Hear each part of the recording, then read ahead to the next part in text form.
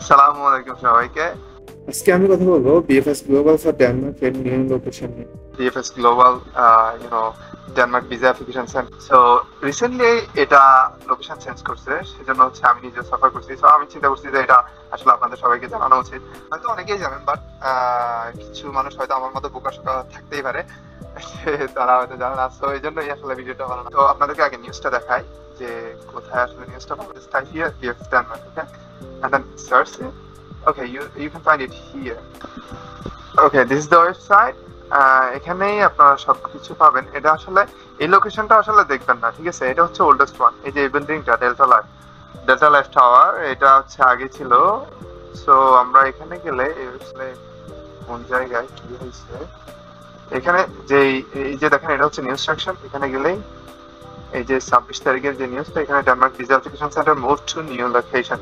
So এখানে reading মানে আমি পড়তে যাচ্ছি। এখানে লেখা আছে যে from 26 May 2024 Denmark visa application centre Dhaka located at Delta Life Tower, okay, Gulshan two Dhaka Bangladesh has permanently shifted to the following address. So এই হচ্ছে নিউ অ্যাড্রেস, বোরাক মেহনুর। এই হচ্ছে বিল্ডিং নেম, এটা হচ্ছে ব্লক নাম্বার বা হচ্ছে বিল্ডিং নাম্বার। সো এটা হচ্ছে লেভেল 7, মানে হচ্ছে লিফটের সাথে আছে। তো এই হচ্ছে লোকেশন। আমরা জাস্ট এই লোকেশনটাকে কপি করে এই যে ম্যাপসে গিয়ে এখানে পেস্ট করে দিলেই আর সার্চ বাটনে ক্লিক করলেই পেয়ে যাচ্ছি।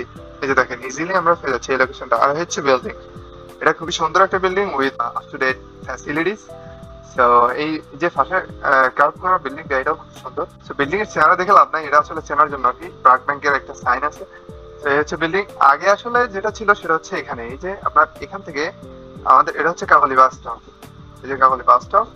So most of the people actually get there through this way. So I just showing that, but you can also enter this through this way. Okay, so আপনি যদি এদিক থেকে যান, মহাখালীর দিক থেকে যান, তাহলে মহাখালী থেকে একটু সামনে গেলেই পেয়ে যাবেন কাকলি বাস স্টপ। এখানে অনেক বাসই থামে।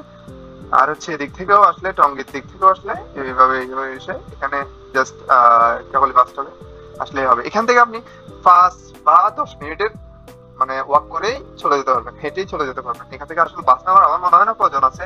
বাট যদি কেউ মানে ইন কেস অসুস্থ থাকে বা হাঁটতে পারবে না বা তার ইচ্ছে, সো সেক্ষেত্রে সে এখানে বাস আছে গুলশান থাকা। তো এই বাসটা এসি সার্ভিস, এটা 25 টাকা টিকিট নিবে এখান থেকে জাস্ট এখানে নেওয়ার জন্য। সকাল সকাল আর্লি যাওয়ার চেষ্টা করবেন যাতে টোকেনটা আগে পান, সিরিয়ালটা আগে থাকে। তো যাওয়ার পর আপনাকে লিফটের সাথে গেলেই হচ্ছে মানে ফ্লোরে ঢুকলেই আপনি দেখবেন ওদের রিসেপশন আছে, রিসেপশনে ঢুকলেন, তারা হচ্ছে ওরা ব্যাগ ওইখানে রেখে দিয়ে আপনাকে একটা টোকেন দিবে।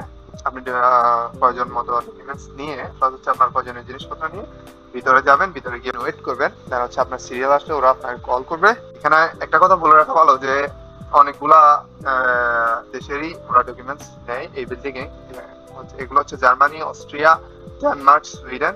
এখানে একটা মানে বিষয় যে মানে ডকুমেন্টস গুলো ঠিকঠাক আছে কিনা, ঠিক আছে? এগুলো বাড়িতে বাসায় থাকতেই এগুলা চেক করে যাবেন যে যাতে কোনো ডকুমেন্টস মানে মিস না হয়। কারণ হচ্ছে আপনি আরেকবার গিয়ে ওইখানে আপনার কাছে থাকলো না, দেন হচ্ছে আপনি একটা ডকুমেন্টস ছাড়াই বাকিগুলো সাবমিট করলেন, দেন হচ্ছে সিরি আপনাকে আবার কল করলো। তো সেক্ষেত্রে একটু ঝামেলা হয় বিষয়টা। এই জন্য আগে থেকে সব ডকুমেন্টস ঠিকঠাক আছে কিনা চেক করে নেওয়া ভালো আর কি। আর অনেকজনই এই ভুলটা করে যে পাসপোর্টের ফ্রন্ট পেজটা ভালোভাবে প্রিন্ট করে না। এটা আসলে A4 সাইজের পেপারে পুরোটাই প্রিন্ট করতে হয়। ওখানেও করার সুযোগ আছে, নো ওয়ারিস। আর এরপর হচ্ছে আপনার ডকুমেন্টস গুলো চেক করে এরা আপনাকে একটা ইয়ে দিয়ে দিবে।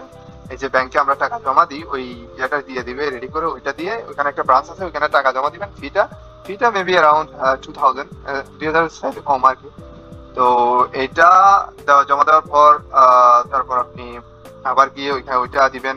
ওইখানে রিসেপশনে যে থাকে আপনার ডকুমেন্টস গুলো যে হ্যান্ডেল করতেছে তার কাছে, সে এবার এই ডকুমেন্টস গুলো জমা নিয়ে নিবে, আপনার পাসপোর্টটা সহ জমা নিয়ে নিবে। তাহলে হচ্ছে আপনাকে কিছুক্ষণ ওয়েট করতে হবে। কিছুক্ষণ পরে আপনাকে বায়োমেট্রিক্স এর জন্য কল করবে। তো পিছনে আছে রুম গুলা, তো ওইখানে গিয়ে আপনি বায়োমেট্রিক দিবেন, দেন আবার আপনাকে কিছুক্ষণ ওয়েট করতে হবে। এটা আসলে একটু বোরিং, মানে অনেকক্ষণ ওয়েট করতে হয় আর কি। পুরো আপনার ধরেন একদিন চলে যায় বলতে গেলে। এই হচ্ছে বিষয়। তো আপনাকে এর মাঝে কিছু নিচে নেমে কিছু খেয়ে দিয়ে দেন আবার উপরে গেলেন, দেন হচ্ছে আপনাকে পাসপোর্টটা দিবে। তো এই হচ্ছে কাজ শেষ, এই হচ্ছে বিষয়। তো আপনার সবচাইতে মেজর থিং যেটা, সেটা হচ্ছে যে আপনার ডকুমেন্টস গুলো ঠিকঠাক রাখা। I think it is the best advice in this video. Thank you guys. Bye for now.